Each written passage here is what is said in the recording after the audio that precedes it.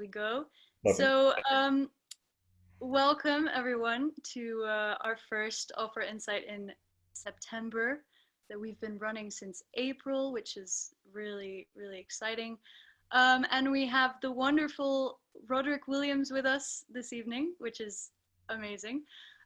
Just a few housekeeping rules before I give a quick bio. Please, if you guys can mute yourselves, that would be awesome, because although there's the whole mute all thing, it's a bit of a hassle. So just please stay muted. But there will be a chance halfway through or towards the end to ask some questions. So in terms of a brief introduction for for Roddy, Roderick Williams is one of the country's most sought after baritones. And you're going to have to listen to some wonderful compliments here, and is very much on demand on the concert platform and in recital, encompassing repertoire from the Baroque to world premieres. 2016, he won the Royal Philharmonic Society's Singer of the Year award. Opera engagements include all the major opera houses in the UK, many of which include world premieres like Alexander Kneifels' Alice in Wonderland, and Michael van der Aa, his Afterlife for Netherlands opera. Amongst his many performances of opera in concert are recent appearances in operas by Tippett, Birtwistle, Britten, Walton, and Vaughan Williams, which I love. He's sung concert repertoire with all the BBC orchestras and many other ensembles, including La Scala, Deutsche Symphony Orchestra, Berlin, Russian National Orchestra, Academy of Ancient Music, the 16, Le Concert Spirituel, and Bamberg Symphony Orchestra. So after, and he's also a wonderful composer and has had works premiered at the Wigmore Hall, the Barbican, and live on national radio. Recent commissions include a major work, World Without End, for the Rias Camera Corps and BBC Singers, as well as a commission to celebrate the centenary of the RAF. So, after that crazy introduction, welcome to Roddy Williams. I will be, along with Stefano Boccacci, who is our project supervisor, we will be asking you questions for the beginning bit. And Stefano, do you wanna start? Sure. So, Roddy, thank you. It's really, really a pleasure to have you. So, the first question that we have for you is, how has lockdown affected you, and what has been your way of facing it and overcoming the situation? Well, I think before lockdown started, I was working. I hesitate to say working very hard, so I'll say I was working very often. Slightly different thing. So my diary was very, very full, and I had become aware over the last few years, partly my wife saying it to me, partly my agents, that saying, Roddy, you have to learn how and when to stop. So if you can imagine, it seems so ironic to think about it now, but when you're self-employed, it's very difficult to take holidays. You're responsible for them yourself, and I would have to look a year or 2 years in advance, or whatever it was, and decide quite kind of randomly almost to say, right, this week or that fortnight or even a month, I will take that time off. And my agents understood that, and if something came up, they just wouldn't tell me, and they would say I was not free, and that's how it was going.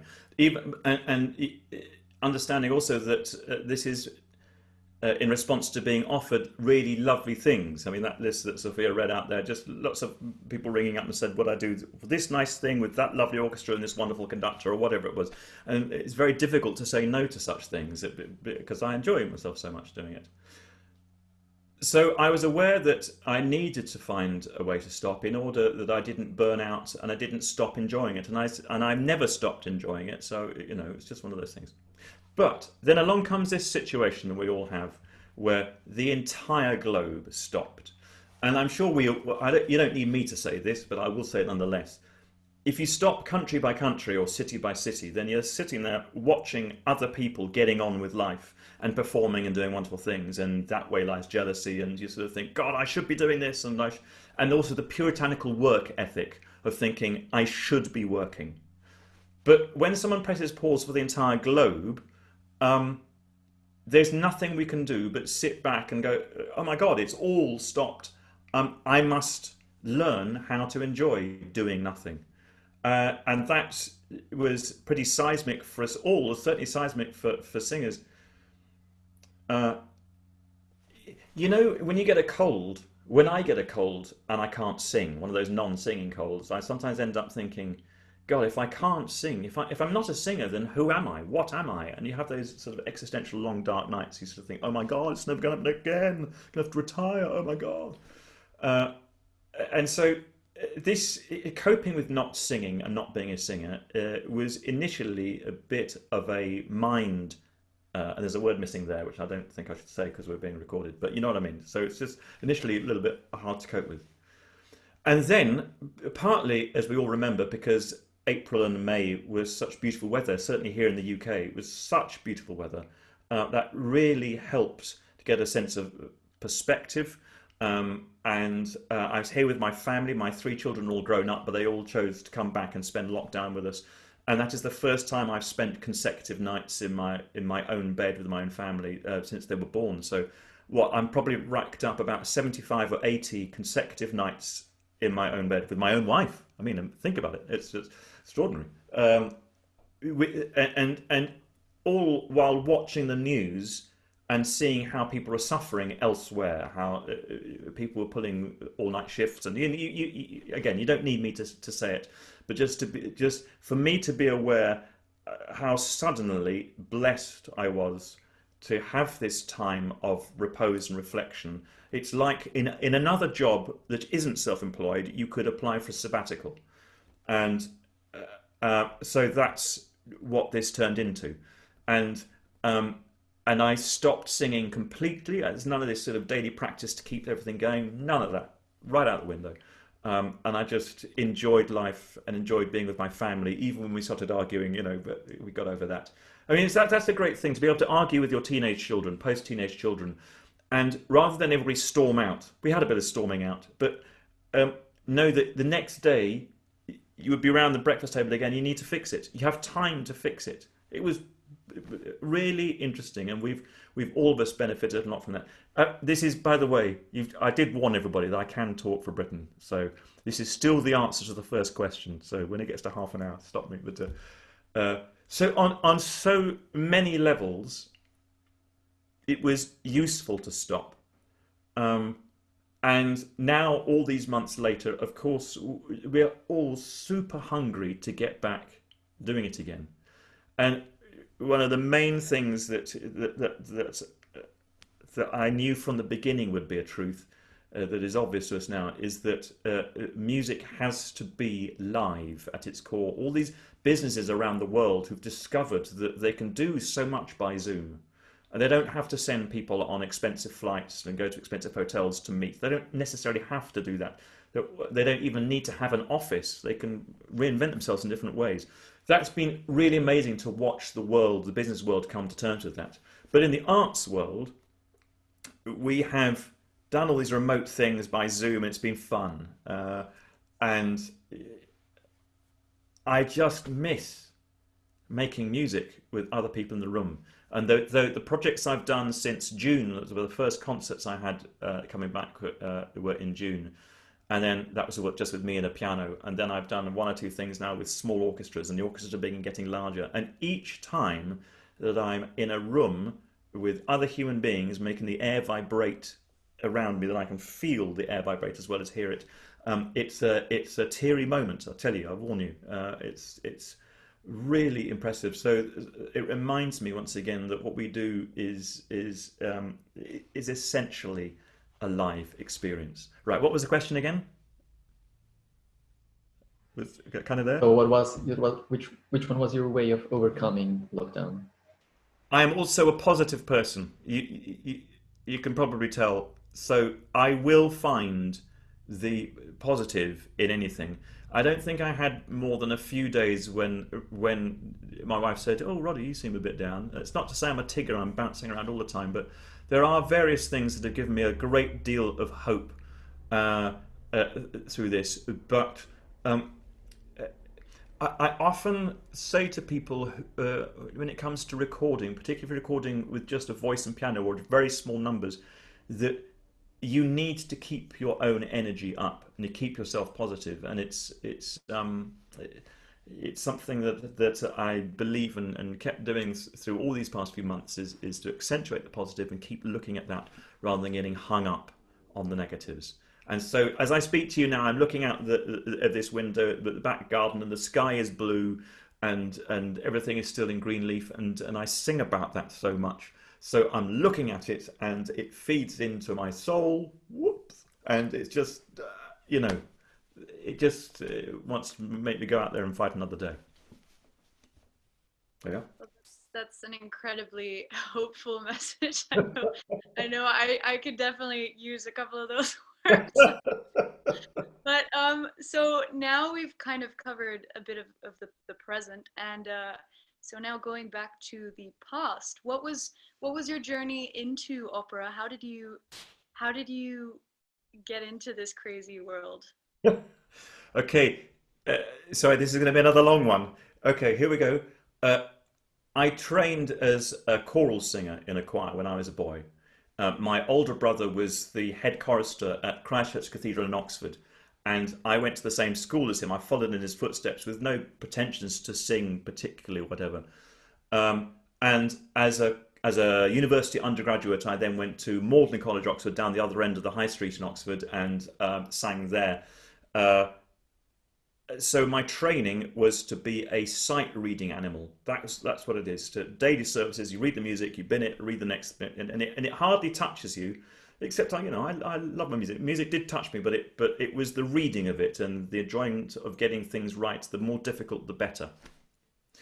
Then I had always thought I was going to be a classroom music teacher. I think people around me thought that too, so we all just headed in that direction. And I got my postgraduate certificate of education in London, and then started teaching in my early 20s, and I did that for 3 years. I was also married quite young. I met my wife while I was at Oxford. I sang with her brother in the choir, and I noticed her. I won't go into that too much, but and we got married. I think I was probably 22 and she was 21. And about 3 or 4 years later, when we were we're taking a walks one Sunday on Wimbledon Common, and kind of out of the blue, she asked me. She said, "Roddy, what is your ambition?" And never having thought about it or articulated it before, I said off the cuff, "I'd quite like to be a singer." And I think I said that because I'd seen some friends of mine be singers. It never occurred to me that the singing profession existed, really, until I saw other people who had been choral scholars with me do it. Paul Agnew, for example, one of the tenors with Les Arts Florissants, he was the year above me at Oxford, and he had gone off and started singing with groups, the Gothic Voices and the Consort of Music, and I suddenly thought, oh gosh, people pay to do that, and that's amazing. Oh, interesting. And I'd been singing at weekends, the Odd Messiah here and Creation there and what have you, and my wife noticed before I did that I was doing more and more of that. And she hardly even nudged me. She just asked the question. And once I'd said that, she said to me, she said, "Roddy, if you don't do something about it now, you'll regret it all the rest of your life." So I went back into school and handed in my notice, and it was a surprise to everybody, to myself included. Handed in my notice and started this freelance singing thing, chorally, because as I said, I'm a sight reader. And I met up with David Pollard. I was looking for a singing teacher in London. Met up with David Pollard, who teaches at the Guildhall still. And David gave me a few lessons. And he said to me, "Roddy, if you come to the Guildhall, you can have frequent lessons, regular lessons with me, and you will make improvements faster." So I thought that's a nice idea. And I looked at the prospectus for a postgraduate like myself, and there was this opera course. It was 2 years. You got to do combat training, movement stuff, prosthetics, with the noses and the wounds and stuff. Looked really fun. And so I applied for that. There's I'll omit the story about how I failed to get in the first year. If there's time, if you're all still here in a 5 hours time, I'll tell you that story, but I'll miss it out for now. And the second year I applied, I was accepted onto the course, and discovered that I really enjoyed opera, being in opera. Anything dramatic at school, I was in the orchestral pit because that was the musician I thought I was. I'd never really been on stage, not much. And suddenly I discovered that I was on stage, I was playing, and I was being other people. I was dressing up in silly costumes, having massive sword fights inappropriately, and it was huge fun. And I also realised crucially that the Guildhall was an entirely different world from the Oxbridge choral scholar scene. I was having to learn things from memory for the first time. I was amongst people who didn't read music, some of them, but who, when they sang, could move me to tears. That's not something I'd experienced as a choral singer. It's not people singing that moved me, it was the music that moved me. But when I saw an artist, embody something and act so beautifully and sing amazingly that I feel myself just well up, I thought, God, that's amazing. I wish I could do that. So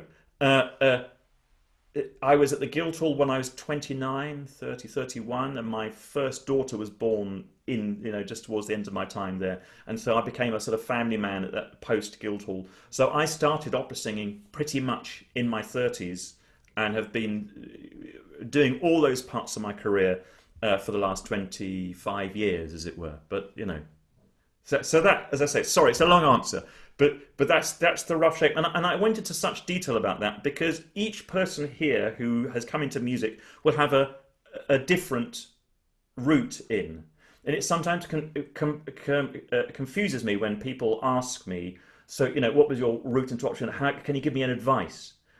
I can't, because unless you had the exact same route in as mine and you came across all the same weird decisions, the doors that open, the ones that close, and I thought, I see an open door, I'll go through that one.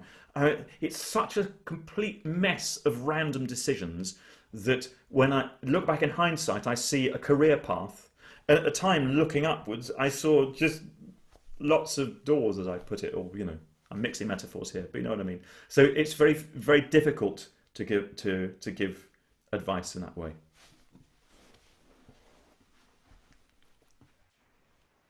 That's great, Roderick. Thank you. Now moving on to, you have an immense variety of genres and ways of performing music, etc. So we're very curious about knowing what's your approach when you work on an opera premiere. So for example, how do you approach the fact of creating a role from scratch? And how have you, if you have worked with the composer directly, for example? Yeah. That's an interesting question. Creating a role from scratch gives you a certain freedom that, so this answer is going to sound quite obvious. When you're learning something that there's a Spotify recording of, you can go to that, listen, just actually learn very quickly how it goes, and then you can take it away and learn it yourself and make it your own. Obviously, if that doesn't exist, if nowadays a composer can give you a computer-generated score, so you can just hear the singing cows to what your notes are, that's one thing. But even then, it can't really give you much of an idea of what the score will sound like in real life. So creating it, that's an interesting term because you really do make it yourself. And then it's going to sound like what you make it, as it were. So that's a freedom, as well as being a little bit irritating if you want to learn something quickly, okay? And then the working with composers, with living composers, is terrific. It's a different level of interpretation because when you're working with dead people, you look at the clues they've left you and you try and work out as best you can. You try and work out your way to deliver what you think they want, while also making a whole range of artistic decisions yourself in order to either consciously or unconsciously in order to express yourself. Now, with the composer there in the room, he or she can really help define that. And also, in my experience, a great deal of the time, composers are very keen and very happy to change things to suit you. And as a composer myself, I'm very aware of this. It feels extraordinary to feel that as a composer you get things right first time, or even, I mean, even the composers of the past, the best opera composers in particular, maybe song composers too, knew their singers intimately, sometimes really intimately, and they were therefore composing very specifically for a certain voice. And if, you know, over the pillow one morning, the soprano or whoever says to the budding composer, "Darling, this note here is far too high," or too low, whatever, then the composer changes it. And of course, what we're left with now from dead composers is a whole lot of notes that have suited particular historical singers and don't necessarily suit us. And it's interesting then to work with modern composers who are very, very happy to change things within their own parameters. So in terms of using this word create, you say how to create a role, this is very interesting that it then becomes much more of a discussion than you might imagine, that between the composer and an artist, you do find a way to make something, to fashion something that suits both of you. And yes, I think of very few composers who have wanted to dig their heels in about something for the sake of it. I think everybody is aware that we're heading in the same direction, which is to create something that is amazing on stage or on the concert platform or recital or whatever. And we'll all of us head in the same way and take a lot of risks doing that.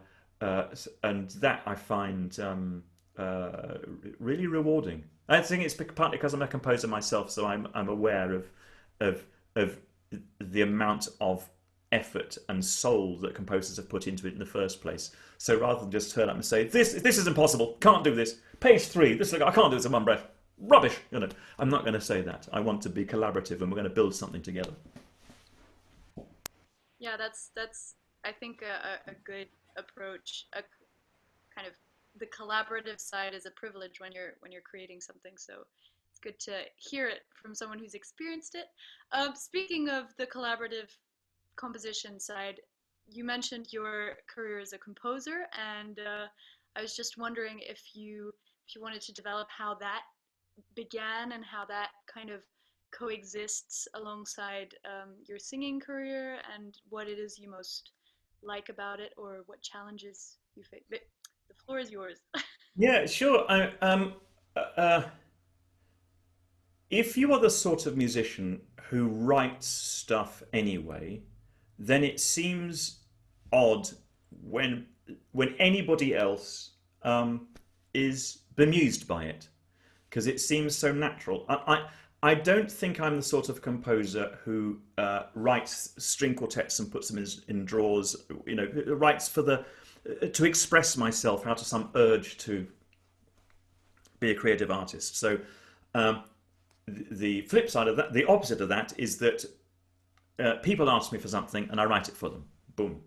I haven't really got the time to do anything else because of my singing career. So it's very sweet and lovely that people keep asking me for things, and as long as they do, I'll keep writing them.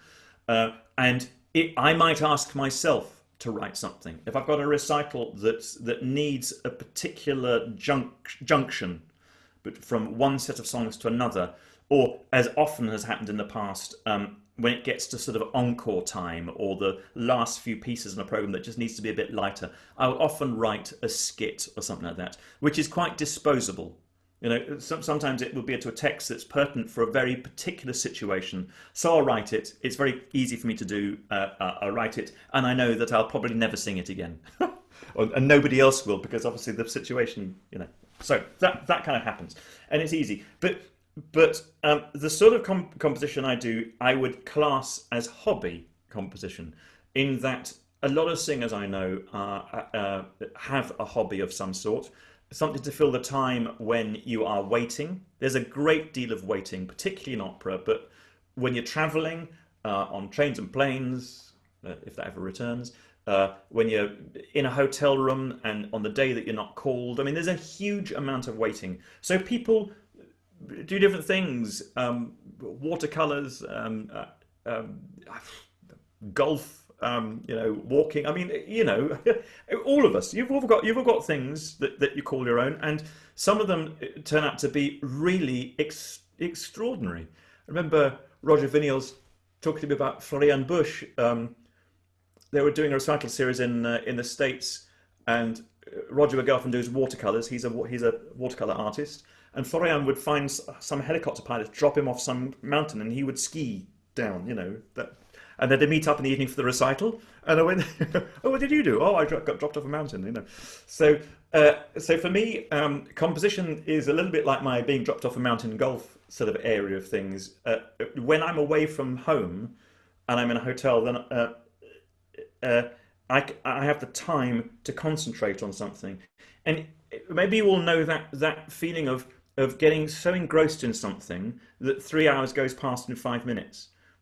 When I'm really flying, that's what it's like. When I'm grinding a composition out, then 5 minutes goes in 3 hours, and that's a different experience. But when something's really occurring and I can run with an idea, that's what I'll do. But and that's how I mix the two together. They seem, in a sense, part of the same thing.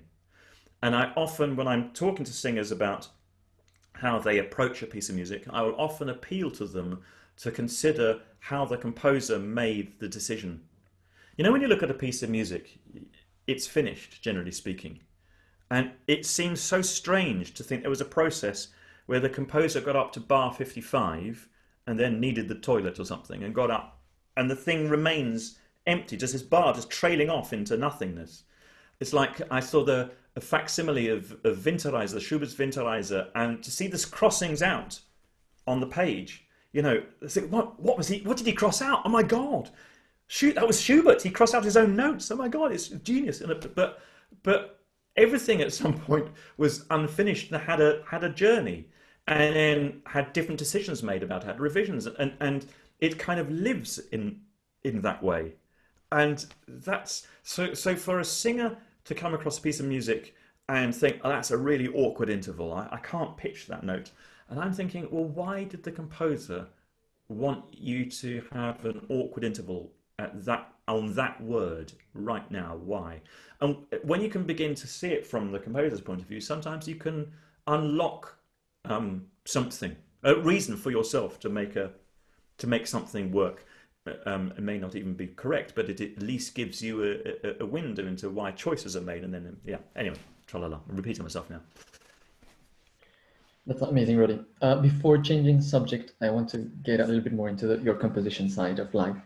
I want to ask you first, in which sort of pieces are you working now? And to requote the question that your wife asked you many years ago, what's now your ambition as a composer? Whoa, wow.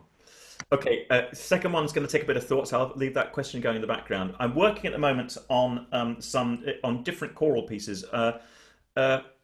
What happened in lockdown is that I had a couple of premieres that were due in June, July, and I just started working on one of them, and then of course the concerts disappeared. So suddenly the urgency to write them just went.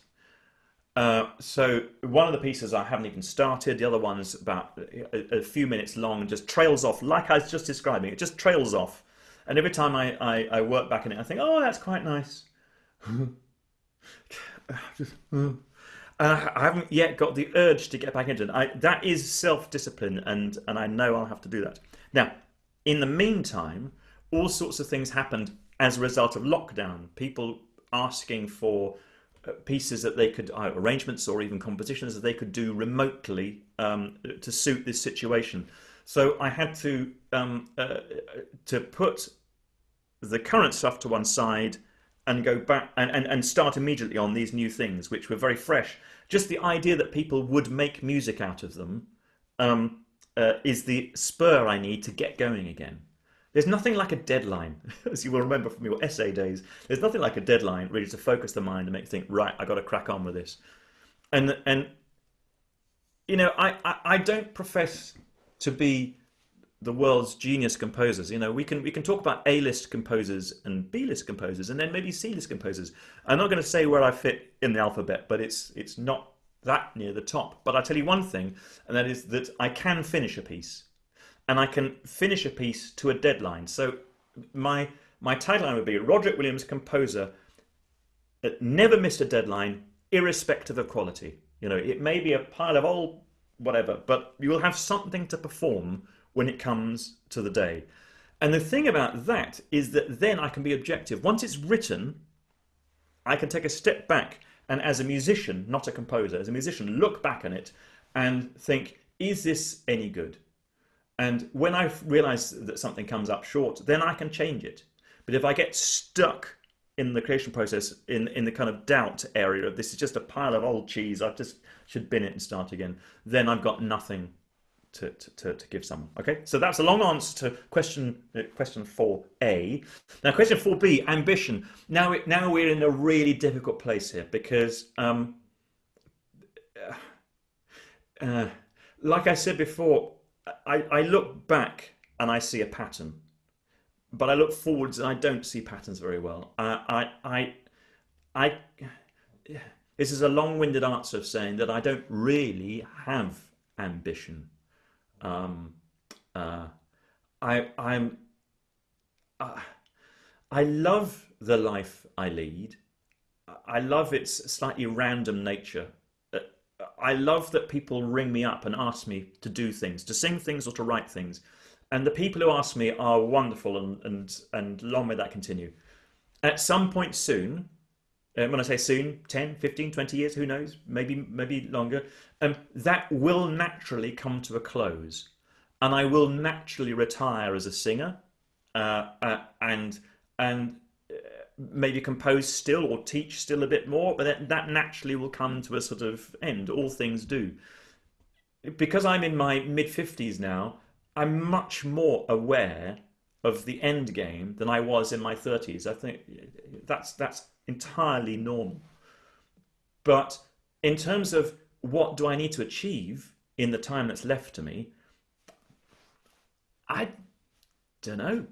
There are no, just in case you asked about opera rolls as well, that there's nothing that's burning particular for me to achieve. There's some wonderful conductors I love to work with, and orchestras and places I love to visit and sing in, but but I'm just happy to answer the phone and say, "Oh, that sounds nice. Yes, I'll do that," which is a dreadful way to plan a career. Don't any of you listen to this, but it's kind of what's happened to me so far, and it's working so far. Yeah.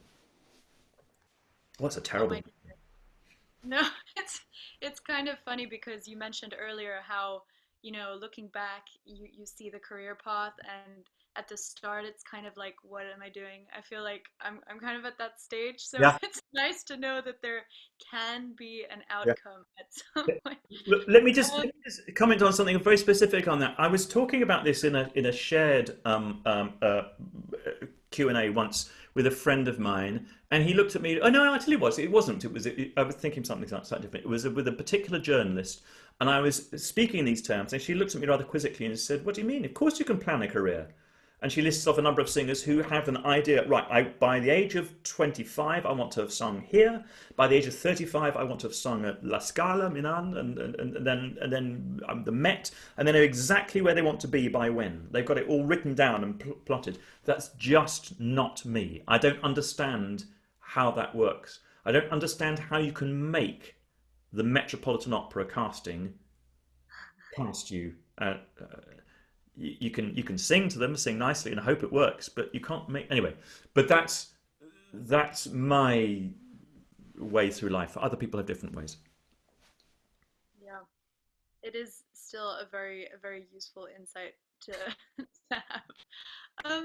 In terms of so another kind of area that we haven't explored as much so far is song and recital work in that respect. I was wondering what for you have been the kind of key key reasons for going into song, and also um, actually, I'm gonna develop on this because I watched your recital in Wigmore Hall quite recently, and it was Oh, back in absolutely June, wonderful.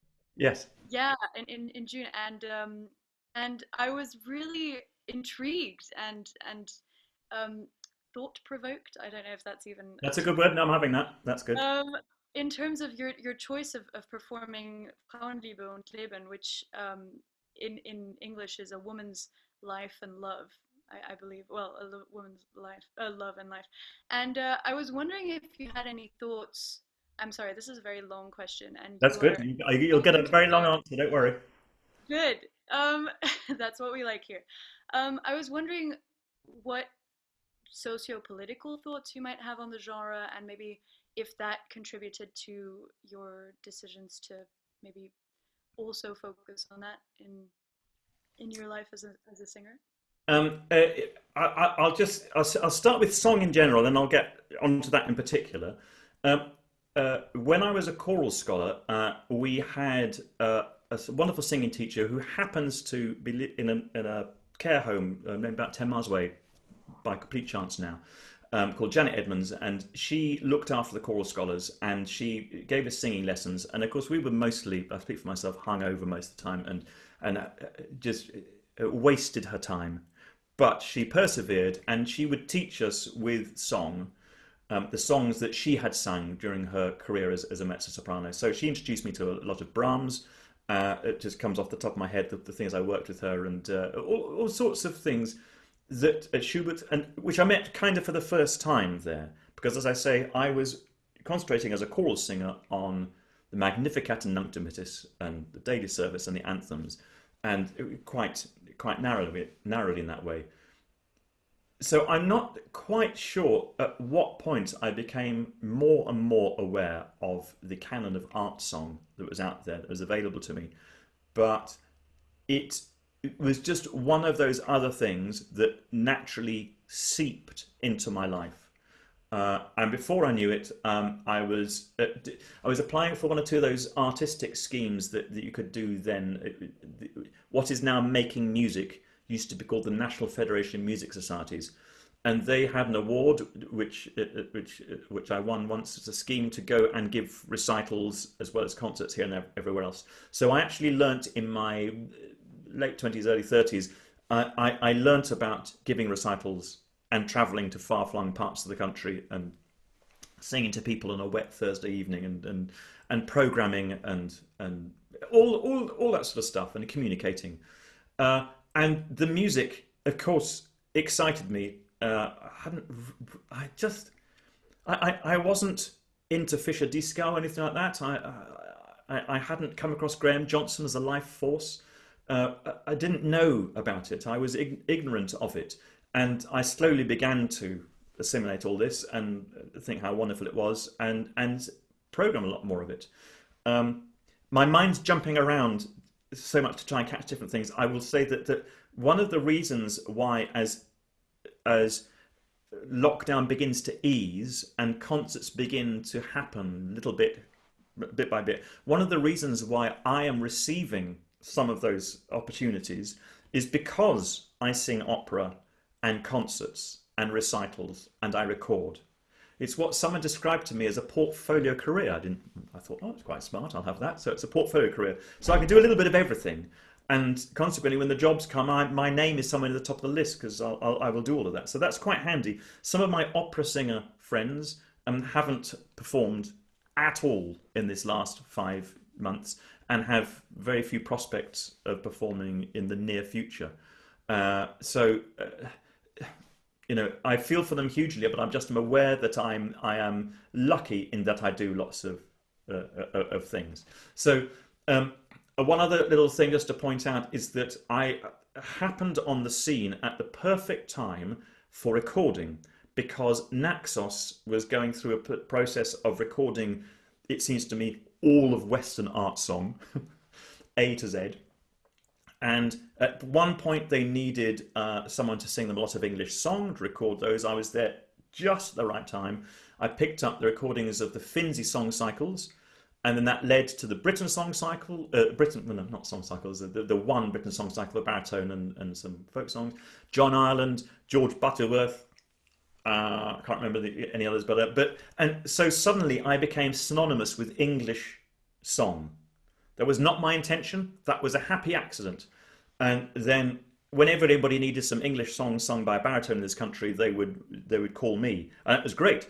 Of course, I sing lots of other song too, and at some point it came to everyone's attention that I'd managed to skirt by this great Schubert song cycles. So that gauntlet was thrown my way, and I picked it up, and I've recently recorded the 3 Schubert song cycles and Winterreise both in English, and I've just done it in German. So people have grown used to the idea of my being a song singer, and that's just fabulous. Yeah, so I'll run with that ball. I'll keep that. That's a great thing. It was not a design. Again, as I keep harking back to it, I didn't think, there's a niche here for me. I should study song, and then I'll have a string to my bow, and it'll be terribly useful in the future in case there's a pandemic in the globe ever. It wasn't like that. It's just this stuff occurs, and I go, oh, that seems nice. That's nice. We sing a recital here. That's lovely. I'll program this, and on it goes. Right. So that was it. Now, of course, I'm a little bit more awake. No, I don't mean woke. I mean literally. I'm a little bit. I'm a bit older, and I've got a clearer idea of what's going on and what's available to me, and what I can do. And one of the things that has been intriguing me in the last few years, particularly going around music colleges and coaching a lot of people, is that men seem to be singing one area of art song, and women seem to be singing another, and there is a great overlap. That's the word I'm looking for. Speak English, Roddy. There's a great overlap of song that can be shared, but nonetheless, there is some other stuff that seems to be, this is a man's song and this is a woman's song. And I was told this, they mentioned this in the Wigmore concert, I was told this when I submitted a song that Janet Edmonds had taught me, a Brahms song, Zapfischer Order, that she had given to me to sing, and I submitted it for the final round of a competition, and it was rejected because it was a woman's song. That's what they said. And I looked at the text and I thought, well, that's a bit odd, but obviously they know more about song than me, so who am I to disagree? All these years later, I got a chance to question this. Why is this a woman's song? And in fact, why is Winterreise a man's song? What's this all about? So in questioning it, it happened one day that I was at the Birmingham Conservatoire, and a young lady sang me bits of Die Schöne Müllerin. In fact, she'd been in contact with me by email beforehand to discuss a few things. So, and she did it really convincingly. It was an extraordinary experience for me. So I'd already been thinking about this, but seeing her do that just helped me to think, yes, this is a thing. So it also turns out Natasha Lorgus at the Royal College of Music has been doing an awful lot of work in this area. I've just been reading someone's dissertation about gender in art song, and so it just seems amongst the questions we are asking of ourselves as a society today, one of them is the gender, just a question mark over gender, the binary nature of it, and just how we see ourselves. And I love the idea that people like me can be excited by a piece of music and think, I want to sing that, and not necessarily have someone say, oh no, you can't do that for the following reasons. list them off. And I'm looking forward, actively looking forward to the near future when people are going to bring me stuff that they thought wasn't allowed. Immediately after that Wigmore concert, I saw something on social media. A woman had said, one of my favourite songs was Sea Fever by John Ireland, and I was told I shouldn't sing that, and now I will. Yay! So, I like to ask questions. I like to ask questions of audiences when I sing to them, actually. And one of the questions I like to ask is, do we do it like this now only because people have always done it like that? And is that a good enough reason to continue doing it like that? So, there we are. I think that's an amazing answer. It makes us think about the social sort of prejudice that exists. I hope so. I hope so. While also singing a nice song. That's a little bit of subterfuge on my part. Sing them a nice song first of all, and they don't realise that they're having to think for themselves. Yeah. Roy says it's time to move on to the audience questions. So the first one is by Miriam. Would you like to ask your question, Miriam? Hi. Yeah. So I was wondering if you have a favourite era of music to perform, like Baroque or contemporary, and if so, why? Ooh, really, really hard. Um, okay. Look, the short answer to that is not really. In that I'm one of those people. Do you know that fast show sketch of the guy in the pub who can't make up his mind in an argument? And every time someone says to him, "No, it's like this," he goes, "Oh yeah, you're right, it's like that." And then someone disagrees, he goes, "Oh no, it's like that." So I'm like a weather vane. Just seem to turn with the weather. In that, whatever music I'm working on at the time, I just think is kind of, if it floats my boat, I just think there's there's no other music. I was involved, for example, with Mark Padmore with his Orchestra of the Age of Enlightenment project on the Bach Matthew Passion. Now, when you're working in a piece like that, you think, well, there is no other music. This is basically, we'll stick with this piece and just leave everything behind. But then, I'm just a sucker for harmony, and I was working on. There was a recording of the Duruflé Requiem, which is just an old favourite of mine. I discovered it as a teenager and fell head over heels in love with it.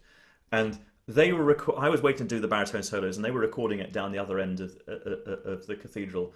And well, it's just difficult to explain what that piece does to my intestines. It's just so. I know I'm getting pretty lame now, aren't I? It's just. No is the answer. I don't have a favorite era. I love it all. If it's a good piece and it stirs me, then it can be written yesterday, or it can be Hildegard of Bingen. No, sorry. Fabulous. I mean, that must come in useful if people ask you for the most random gigs ever. I mean, it's a luxury to be able to to kind of change your focus like that. And I Good to think it seems quite important if you want to embark on a singing career. I feel like that open-mindedness is seems. Open-mindedness is good. And now, of course, I've sung music. I've sung a lot of music. I've recorded a lot of music that I do not think is top notch. And then you realize what is meant by this being a profession. So I will do everything I can to sell you, as an audience member, this piece of music. Um, that is my job, is to do it the best I possibly can. And it will give me enormous satisfaction to take what could be described as a turkey and make it fly. That is me doing my job really well. But the golden days are the ones where I'm asked to sing something that just makes me light up. Yeah. Yeah, I think yeah, that's very relatable. We have a question from Neve Murphy. So Neve, do you want to ask your question? Yes, hello. Thank you so much. This has just been wonderful. I've been sitting here with a smile on my face. Especially when you mentioned the Duruflé Rec. I absolutely love it. And my question is about choral singing, because I'm a massive fan of choral music. Sorry, I think I just cut out a bit. Yeah. My question is simply if choral music has impacted the way that you approach opera music nowadays, and if so, how? Well, that's an interesting question, isn't it? Because it would seem to me that that there is a difference in approach. Suffice to say that when I went to the Guildhall, David Pollard, as my teacher, said to me, "Roddy, if you want to make it as a solo singer, you will have to stop the choral singing." All the groups that I'd sung with up until that point, there was a point where I wrote to them all and said, "Look, I'm going to set up as a solo singer. Please remember me if I come crawling back in another year or so and it hasn't worked out. But I'm going to have to be serious about this for all sorts of different reasons." One of them that I observe on stage is that as a solo operatic singer, there is a general perception of needing to cut through a texture. So the orchestral texture or whatever it is, maybe the chorus singing, and you need to have something about your singing which you can express in technical terms about blade, or you can just express in more holistic terms just about a sense of character, a sense of charisma, and of a projection that enables you to stand tall on an opera, on a live wide opera stage with lots of people on it. People need to know that you are there. This can express itself in several solo opera singers on stage, all of them competing for that space of projection and singing more and more loudly and using more and more of their shine to say me, and that is not necessarily attractive. So actually, I have found some really beautiful moments in a lot of operas comes in ensemble singing, and that is where my choral training really comes to the fore. Because as a baritone, I am low in the texture, often, not always, but often singing near the bass line. My understanding of harmony as a bass singer and as a school cellist and of course then feeding into my composition, means that I can be at the bottom of a texture, harmonic texture, and look up and see how it fits together. Supposing you're a high soprano who as a child played the violin or flute, your perception of music might remain on the top, always on the melody, and it might leave you skating over a texture. And if you are a solo singer in that way, it might also leave you feeling that with extra feelings of personal self-importance. So I'm thinking of that both from a musical point of view and also from a social point of view, and that's not always helpful. So that, I think, is where my choral singing has really helped me, being a part of something much larger than myself, and also the ability to blend and fine-tune things that I really learned from choral singing. So just to finish off this answer, the other day I had an opportunity to sing with 4 other colleagues in a lockdown concert that'll be streamed. You know, we're all standing 2 meters apart from each other, la la la, all that stuff. And we sang Stanford's The Bluebird, 1 to a part. So it's ensemble rather than consort rather than choral singing. We sang Stanford's Bluebird and we sang Gibbon's The Silver Swan. And that feeling of making concordant music with colleagues was utterly overwhelming. Yeah. Thank you, Roy. Now we have a final question by Natalka, which also answers the question of Bethany, I think. So Natalka, would you like to ask it? Bethany, sorry.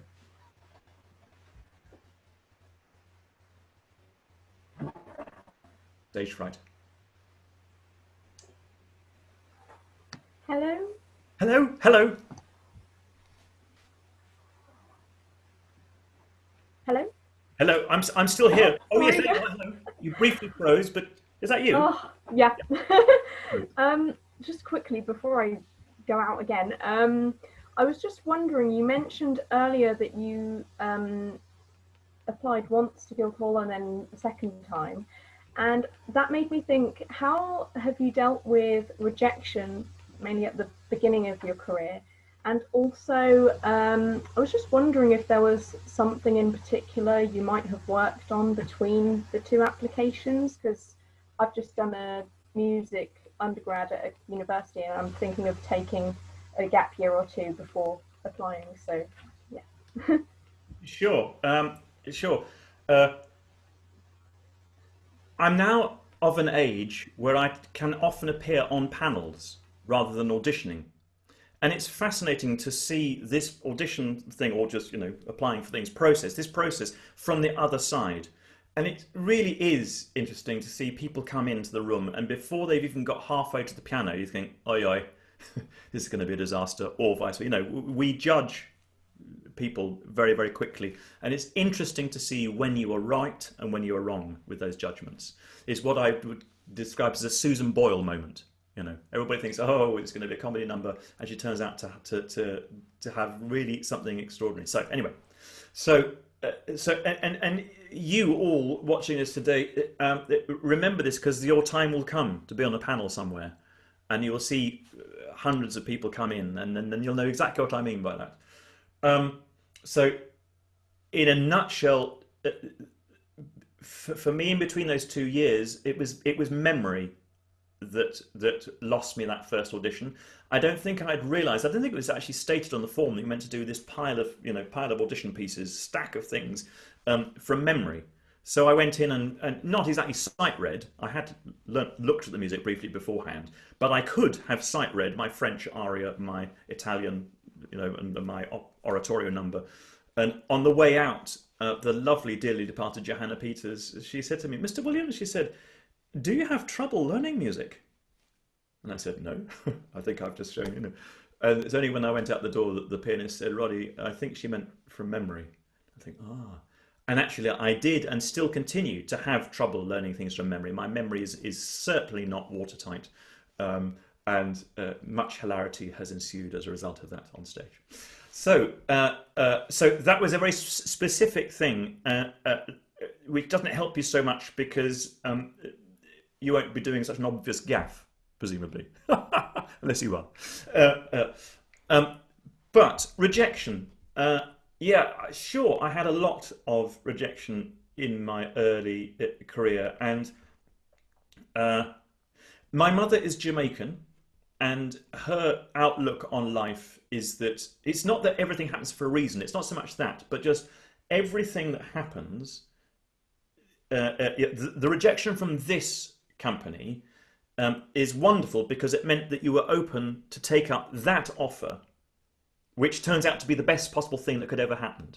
Which is why I say it's much easier to look back in hindsight and see, oh, thank God. Imagine what happened if I'd taken that first job. I'd have never met the guy who gave me the second job, and then tra-la-la, and on we go. And it's a bit of a Pollyanna way of looking at things, but perhaps it's a personality trait that I've got from her, slightly something she instilled in us, my brothers and myself as children, whatever, to keep on the positive side of things. The rejections, and I had many, they didn't slow me down. And I had said to my wife when we started this venture that I would give up teaching and I could always come back to it, and that we would give it a certain amount of time to see how far I could get and see if I was still enjoying myself. And I was honest to say that if I wasn't enjoying it, then I would stop, because as I say, I had my PGCE in a drawer somewhere, and I could go back to that. At least I knew I could do that, sort of. But I kept enjoying it. Is basically, I'm still singing now because I'm still enjoying it. And then it's a funny perspective that a lot of the people who rejected me. I'm thinking of one rejection letter I got in particular from an opera company that said, "Thank you very much. You've got a very nice choral voice. We don't think you really have a future as an opera singer." And it's one of those things that you can take and frame and put up in your lavatory, whatever. And at the time, of course, he was entirely right. And then all these years later, I'm not going to wave it in his face or anything like that. That would be cruel.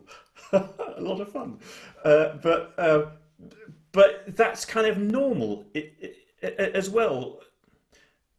The Guildhall year, my operatic year, there were 10 or 12 of us. There were 12 of us on the course in the first year. 2 of them pulled out for different reasons, and there were 10 of us in the second year. Now, of those people, I would say that you would have heard of Toby Spence, and the others I would not expect you to have come across. And of them, I can think of one who's a chorister at E&O, in the chorus there, and another who is a singer, and another as a Dutch friend of mine. She still sings a little over in Amsterdam, and that's the score. Okay, out of an initial start of 12, 2 have solo careers.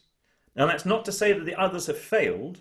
The others have made different choices along the way and gone into different things and used whatever they learnt at the Guildhall in that direction. Their lives have gone in that direction, and that also helps me with the letter that says thank you very much, but no, thank you. And I'm warming up now. How long have you got? I just want to there are two other things about that. I got into a habit, particularly with opera rejections, of thinking not that I sang like a cow, but that I wasn't the right height for the mezzo. Right? When you come in, if they've got this fantastic person singing the mezzo part, and I walk in and think, oh, no, not him. He's not six. He needs to be 6'5" if the mezzo, whatever, or too tall, too short, or too thin for the costume because they have to rent the costumes, from somewhere, and I'm slim and the costume's big. There are so many reasons for not getting a job that are not in your control. All right, that's the first thing I want to say about that.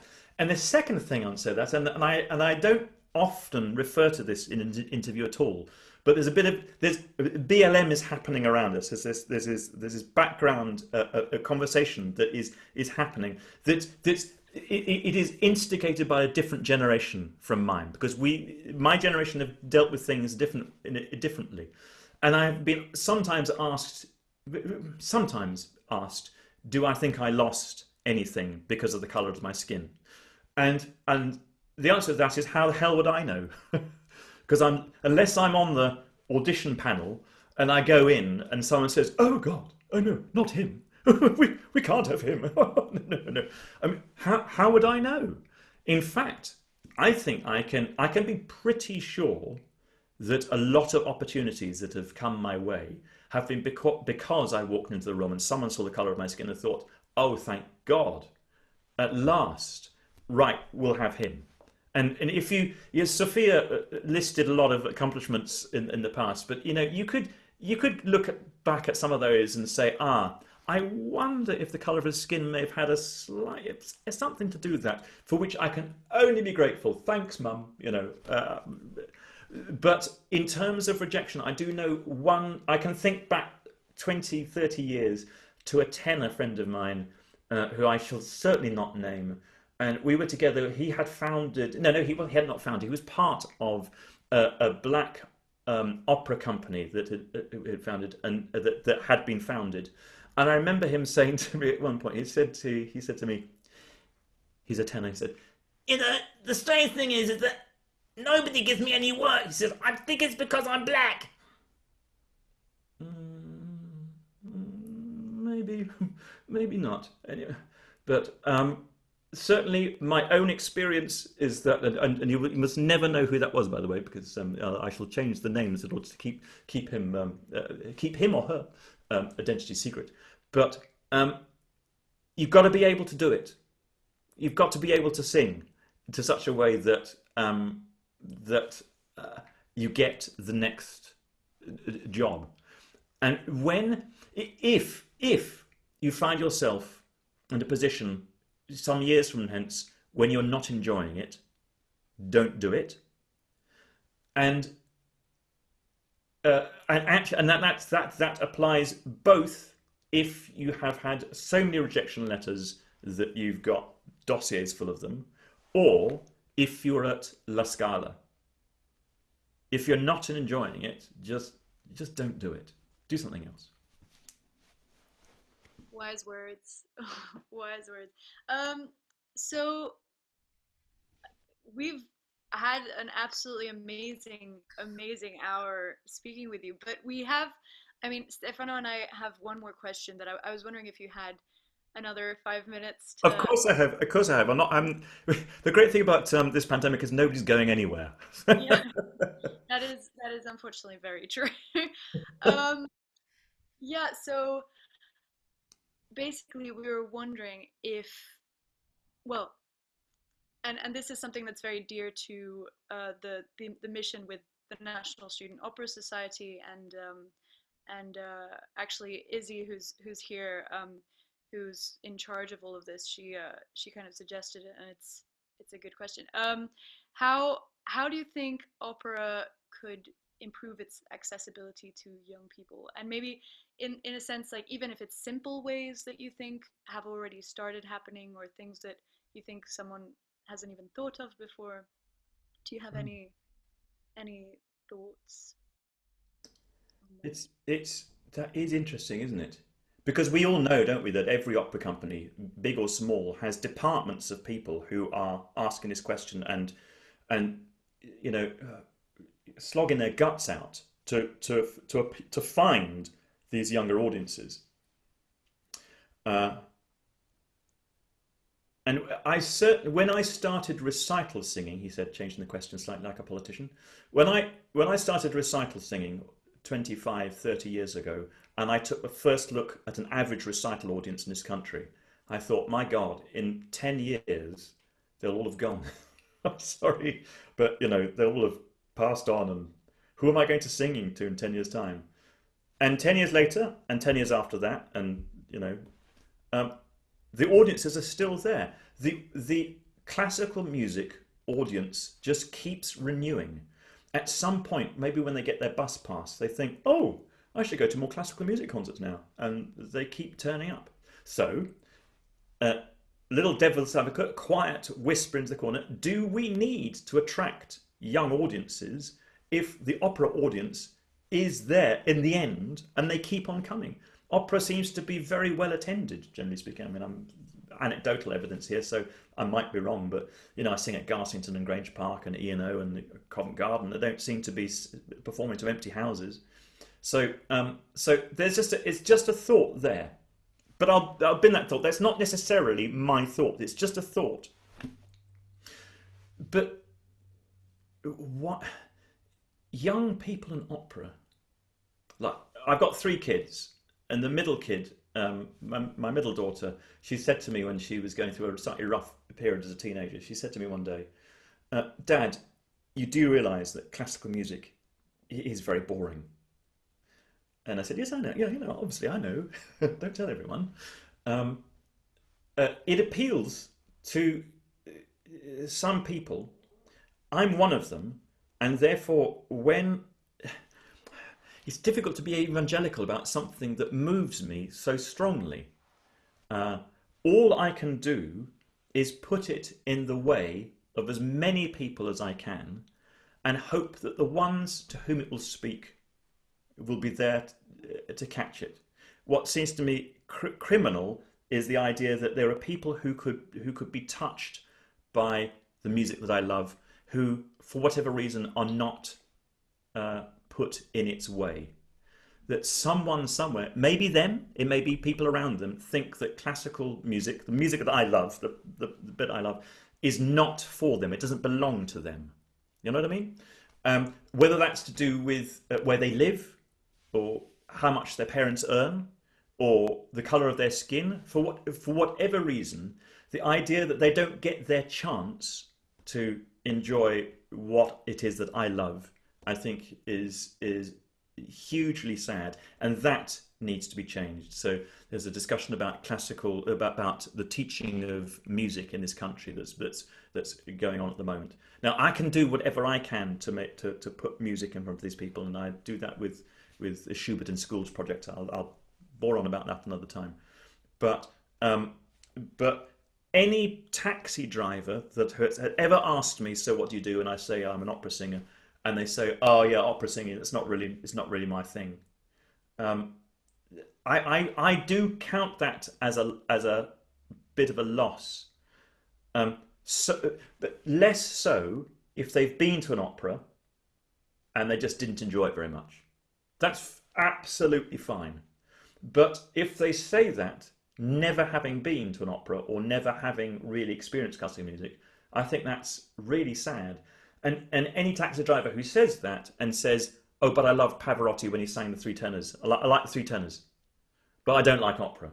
I think, damn, something missing there. I need to get this guy, you know. So I haven't really got. I haven't got an answer to that. I know that there are professionals working on it, and I know that there is a perception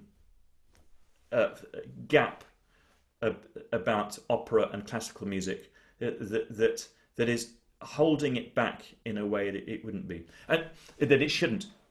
If Schubert were alive today, I would like to think he would be drinking and smoking and laughing with us all down the pub right now, and that he would be really nonplussed by the idea that people thought his music belonged to someone who wears a cravat or a bow tie and drives a car that costs more than 40 grand.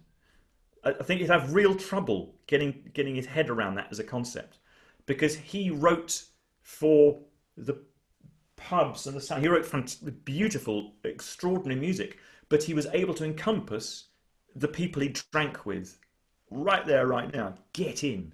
I think it would be that, and that's what I want to explore as best I can. God. Does that make any sort of sense? Is there any thread there? Anyway, so, yeah, do your best. Definitely. But Stefano. Well, thank you very much. That was an amazing answer, and it's been just like sort of a very, as Fleur, a friend of mine, said, it's been just an uplifting hour. So thank you very, very much. Hope everyone enjoyed that as much as we did. And for everyone, Roddy, I'm very glad to say that we began our September program with you. And for all of you guys, we have a very interesting month. We have a workshop planned. We have 2 master classes, so be ready to apply. And we have 3 of the leader art managers of the country. So be ready to just join us and learn a lot. Next week, we have Moirich Bowen, who is one of the leading artistic directors of the country. He'll be giving us a sort of lecture on how to administrate and how to create a festival, how to manage an orchestra, how to manage an opera festival. So just join us, and we'll be very glad to have you. Roddy, thank you very much. Thank you, everybody. Bye-bye. See you all out there. Thank you so much. Thank you.